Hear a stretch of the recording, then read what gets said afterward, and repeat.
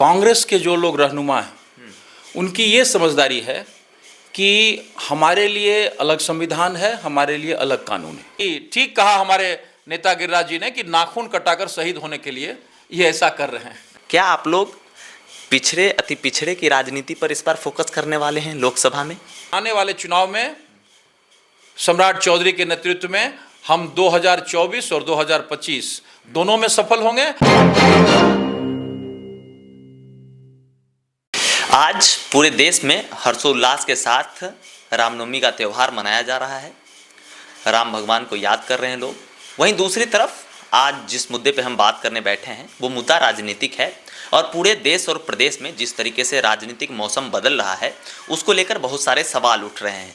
चाहे वो राहुल गांधी की बात हो, चाहे बिहार के नए भाजपा प्रदेश अध्यक्ष सम्राट चौधरी की बात हो, चाहे जिले की बात कर लीजिए, बेगूसराय की बात हो, तो हम तमाम मुद्दों पर बात करेंगे। खैर, सबसे पहले हम राष्ट्रीय मुद्दे की बात करेंगे क्योंकि वहाँ राहुल गांधी की बात हो रही है, कांग्रेस के एक बड़े चेहरे, बड़े नेता, जिनके साथ सडनली बहुत बड़ा इवेंट हो जाता है। उन्हें 2 साल की सज़ा मिल जाती है लोअर कोर्ट से और फिर उन्हें संसद से बर्खास्त कर दिया जाता है, डिस्क्वालीफाई कर दिया जाता है। अब नौबत ऐसी आ गई है कि उन्हें अपना बंगला भी खाली करना पड़ रहा है। हमारे साथ मौजूद हैं एक भाजपा के नेता हैं, पेशे से एडवोकेट हैं, उतना ही नहीं बहुत अच्छे वक्ता हैं और भाजपा के टिकट पे चुनाव तक लड़ चुके हैं और वर्तमान में अभी बेगूसराय सांसद गिरिराज सिंह सह केंद्रीय मंत्री उनके सांसद प्रतिनिधि हैं बेगूसराय में। मिलवाइए सर से। हमारे साथ अमरिंदर अमर सर हैं। सर, बहुत बहुत स्वागत है आपका न्यूज़ हॉट पर। बहुत बहुत धन्यवाद और रामनवमी की बहुत शुभकामनाएं। बहुत बहुत थैंक यू सर। सर, सबसे पहला मेरा सवाल ये होगा, राष्ट्रीय मुद्दा जो गर्म है सर राहुल गांधी को लेकर, क्योंकि पिछले 1 सप्ताह से जितना ज़्यादा उनका नाम आ रहा है, जितना ज़्यादा टीआरपी उनको मिल रहा है, इससे पहले इतनी चर्चा राहुल गांधी की कभी नहीं हुई।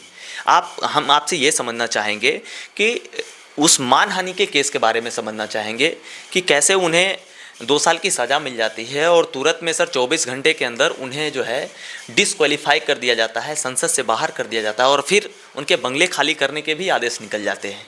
तो आपकी सरकार इतनी जल्दी में क्यों है सर? सबसे पहले तो मैं राहुल गांधी के एपिसोड को कहने से पहले हम ये बात बताना चाहते हैं कि कांग्रेस के जो लोग रहनुमा हैं उनकी ये समझदारी है कि हमारे लिए अलग संविधान है, हमारे लिए अलग कानून है। ये बात मैं जिम्मेदारी के साथ इसलिए कहता कि देश के न्यायपालिका के साथ, देश के व्यवस्थापिका के साथ जब जब मजाक हुआ है तो वो कांग्रेस ने सबसे पहले किया है। आप पहली बार समझ सकते हैं कि यदि डिस्क्वालिफिकेशन का दंश इंदिरा गांधी ने झेला तो इंदिरा गांधी ने तो पूरी न्यायपालिका को ही बदल दिया, इमरजेंसी ला दिया। तो कहीं ना कहीं ये लगता है राहुल गांधी को कि हम तो इंदिरा गांधी से इनहेरिट करके आए हैं।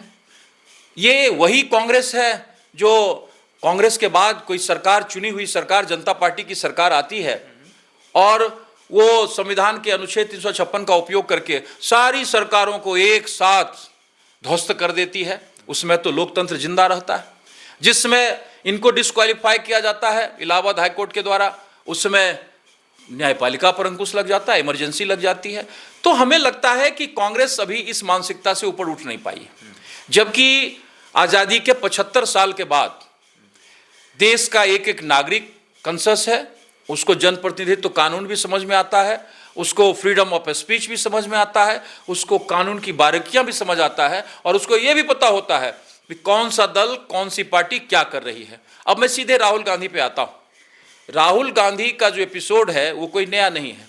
राहुल गांधी जैसे ही अंडमान निकोबार के एक मुस्लिम सांसद थे और उनकी डिस्क्वालिफिकेशन के बाद उनको हटा दिया गया, तुरंत उनका नोटिफिकेशन हुआ। और ऐसे मामले तो बहुत ज़्यादा, बिहार में भी आपने देखा कि एक विधायक थे, आनंद सिंह थे, फिर एक कुडनी का चुनाव हुआ, ये सब डिस्क्वालिफिकेशन में हुआ। इसीलिए राहुल गांधी को लगता है कि हमको एक नए तरह का मिलना चाहिए कवर, और वो कवर मिल नहीं पा रहा है क्योंकि अब मोदी का सरकार है और मोदी के सरकार में सारे लोग एक जैसे हैं। अब मैं लीगल एस्पेक्ट पे आता हूँ। लीगल एस्पेक्ट पे आता हूँ। जिस धारा में इनको सजा हुई उसमें मैक्सिमम 2 साल का है। उसमें लोग सवाल उठाते हैं कि 2 साल ही क्यों। अब उसमें एक बड़ी बात आती है एंटीसीडेंट की। तो इनके जब जिसमें बहस हो रहे थे तो उसमें ये दिया गया कि राहुल गांधी कोई केवल मोदी पर नहीं बोले हैं, उसके पहले अन्य जगह भी बोलते रहते हैं। तो कोर्ट ने कहा कि भाई एक लेमैन, सड़क पर चलने वाला आदमी यदि बोलता है तो उसकी अलग अहमियत है, और एक जिम्मेवार व्यक्ति जो एक पार्टी का नेता है, पार्टी का अध्यक्ष रह चुका है, सदन का सांसद है, और वो बार बार यदि ऐसी बातें बोलता है तो उसको मैक्सिमम पनिशमेंट दिया गया। जहां तक आपने कहा कि बड़ी जल्दीबाजी थी, तो हमको लगता है कि कोई जल्दीबाजी नहीं थी। हमको तो लगता है कि राहुल गांधी पूरे देश को गुमराह कर रहे हैं। यदि राहुल गांधी उसी समय, अब तो जमाना नेट का है, उसी समय कॉपी इनको दे दी गई, उसी समय यदि वो अपील कर देते तो उनके स्टे मिल जाते।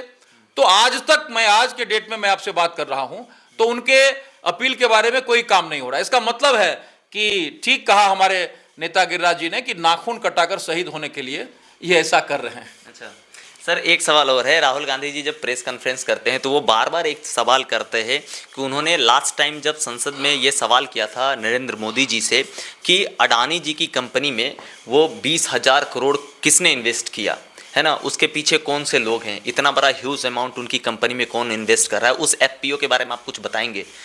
देखिए, ये भी आपने बहुत अच्छा सवाल किया, मौजूद सवाल किया। लोगों के बीच में ऐसा लगता है कि 20,000 करोड़ रुपया कहीं रखा हुआ था जो अडानी को मिल गया, और अब वो राहुल गांधी पूछ रहे हैं कि वो 20,000 करोड़ किसका है। बात ऐसा नहीं है। बात ये है कि कोरोना के बाद बहुत सारी कंपनियों ने एफपीओ शेयर पहले खरीदे जाते थे, अब एफपीओ में क्या है कि कुछ कंपनियां भी जो हैं, छोटी कंपनियां हैं, वो भी शेयर खरीदती हैं बड़ी कंपनियों के, और एफपीओ से धन जुटाने के लिए 20,000 करोड़ का एक स्कीम निकाला। उसके पहले यस बैंक ने 10,000 करोड़ का निकाला था एफपीओ, और उसके एफपीओ चले। बाद में जब हंगामा हुआ तो अडानी जो हिंडनबर्ग ग्रुप है, हिंडनबर्ग क्या है, एक एजेंसी है, वो जो निवेशक होते हैं, ये होते हैं, उनके बारे में कुप्रचार करके किसी को ऊपर करना है, नीचे करना है, यही हिंडनबर्ग है। और उसने 20,000 करोड़ का दिया। 20,000 करोड़ की स्कीम को तो अडानी ने वापस ले लिया। जब 20,000 करोड़ के एफपीओ के स्कीम ही वापस हो गए, तो फिर ये कहना कि 20,000 करोड़ किसका है, 20,000 करोड़ किसका है। हमें लगता है कि कांग्रेस के सलाहकार, जो राहुल के सलाहकार हैं, वो इतने कमजोर हैं कि उनको ये भी पता नहीं होता है कि धन जुटाने का कौन सा स्कीम है, कहाँ है। इसीलिए हमें लगता है कि आम लोगों को गुमराह करके, चाहे वो अपने कन्विक्शन के मुद्दे पर हो या एफपीओ के मुद्दे पर हो, वो देश को गुमराह करना चाहते हैं। लेकिन मैं बड़े जिम्मेवारी के साथ कहना चाहता हूं कि देश की जनता अब कॉन्शियस है, उनको पता है कि हमें क्या करना है, इसलिए एफपीओ का भी कोई मुद्दा बहुत बड़ा मुद्दा नहीं। चलिए ठीक है सर, तो अब थोड़ा राष्ट्रीय मुद्दा से प्रदेश वाले मुद्दे पे आते हैं। अभी रिसेंट में सर भाजपा के प्रदेश अध्यक्ष बदले गए, सम्राट चौधरी जी को भाजपा का प्रदेश अध्यक्ष बना दिया गया।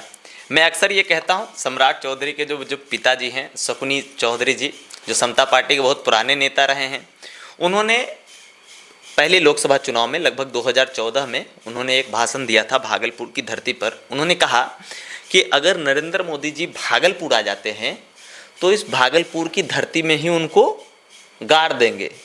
और आज सर उन्हीं के पुत्र को जो है आपकी पार्टी जो है प्रदेश अध्यक्ष बना रही है। क्या आप लोग पिछड़े, अति पिछड़े की राजनीति पर इस बार फोकस करने वाले हैं लोकसभा में?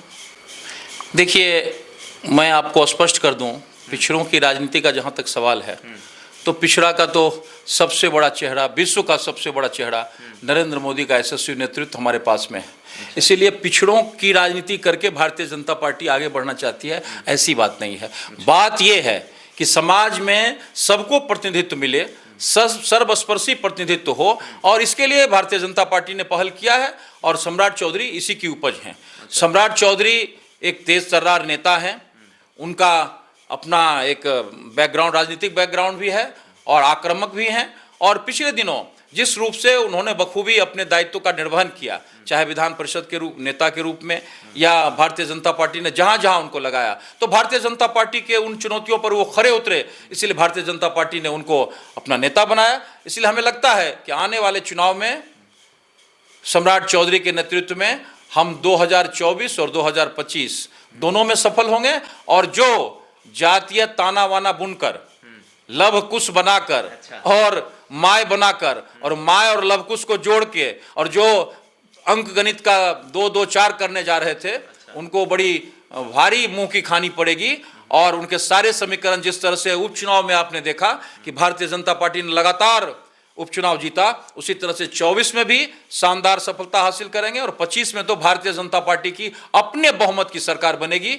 और जो लोग 2-2-4 करके अंतर विरोधों की सरकार चला रहे हैं, जो व्यक्ति जिसको जेल भेज रहा है और जिसके डॉक्यूमेंट दे रहा है, वो व्यक्ति ही उसके साथ सरकार चला रहा है, तो हमें लगता है कि जनता इस अंतर विरोधों को समझती है और भारतीय जनता पार्टी के नेतृत्व में कम से कम ये दोनों व्यक्तियों के साथ जो सरकार चली है, इससे निजात पाना चाहेगी। सर, राजनीतिक विशेषज्ञ ये कहते हैं कि बिहार में जो है दलित पिछड़ों की राजनीति करने का जो लोग कर रहे हैं उसका एक अपना खुद का लॉबी है। और जहाँ तक बीजेपी की बात कर रहे हैं आप, जहाँ तक आप मोदी जी की बात कर रहे हैं कि विश्व पटल पे उनका नाम है, मैं मानता हूँ इस बात को, देश के यशस्वी प्रधानमंत्री हैं, मगर वहीं दूसरी तरफ बिहार में भाजपा को लोग दूसरी नज़रिए से देखते हैं। उनको ये लगता है कि इसमें जो है ज़्यादातर फॉरवर्ड लोग जुड़े हुए हैं, इसमें ज़्यादातर सवर्ण लोग जुड़े हुए हैं इस पार्टी से। कहीं ना कहीं एक विचारधारा का भी ये है, हिंदुत्व विचारधारा, राष्ट्रवादी विचारधारा, जिस विचारधारा की आप लोग बात करते हैं। और वहीं दूसरी तरफ वो लोग जो हैं अति पिछड़ा की जो राजनीति कर रहे हैं, वो वही लोग हैं मंडल कमंडल वाले। क्या कहेंगे? सबसे पहले तो मैं इस बात का जवाब देना चाहता हूं कि भारतीय जनता पार्टी फॉरवर्डों की पार्टी है। अच्छा। हमें लगता है कि आज के डेट में SC/ST के सबसे ज़्यादा सीट्स भारतीय जनता पार्टी का बिहार में है। SC/ST के सबसे ज़्यादा MP बिहार से जीते हुए भाजपा के हैं। और भारतीय जनता पार्टी का जो नेतृत्व है पिछले 15 साल में, 20 साल में, सुशील मोदी के नेतृत्व में या नंदकिशोर यादव के नेतृत्व में या नित्यानंद राय के नेतृत्व में या संजय जायसवाल के नेतृत्व में, आप उन चेहरों को देख सकते हैं। और ये विरोधियों के द्वारा कहा जाना वाला एक वाक्य है जो आप दोहरा रहे हैं। हमें लगता है साफ साफ कि भारतीय जनता पार्टी के पास एक बहुत बड़ा जनाधार है और वो राष्ट्रवाद का है, हिंदुत्व का भी है, चूंकि हिंदुत्व और राष्ट्रवाद को हम अलग करके नहीं देखते। और इसके सहारे जिस तरह से यूपी में इनकम्बेंसी फैक्टर खत्म हो गया और एक सरकार जो चुनी हुई सरकार थी, उसके इनकम्बेंसी के बाद उसकी सरकार की दूसरे बार चुनाव में जाने के बाद उसकी संख्या बढ़ गई। उस तरह से हमें लगता है कि लोग थक चुके हैं। 30 साल में वही उलट पुलट की सरकार चलती रही है और लोग समझ चुके हैं कि ये सत्ता में जाने का एक तरीका है, नज़रिया है। इसीलिए भारतीय जनता पार्टी पर विश्वास करेंगे और एक व्यापक जनाधार जो सर्वस्पर्शी जनाधार होगा, सर्व जाति का भी सहभागिता होगा, हिंदुत्व का बड़ा जनाधार होगा और साथ ही साथ सुशासन जो भारतीय जनता पार्टी की सरकार में रहा है, गुड गवर्नेंस, ये आधार होगा। और भारतीय जनता पार्टी को आने वाले 24 और 25 दोनों में बिहार की जनता चुनेगी।